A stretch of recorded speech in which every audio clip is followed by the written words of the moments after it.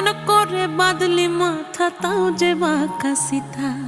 মেদিনীপুরে রায়না চিরন বাঁকুড়ার ওই ফিতা, আর যতন করে বাঁধলি মাথা তাও যে বাঁকা সিথা।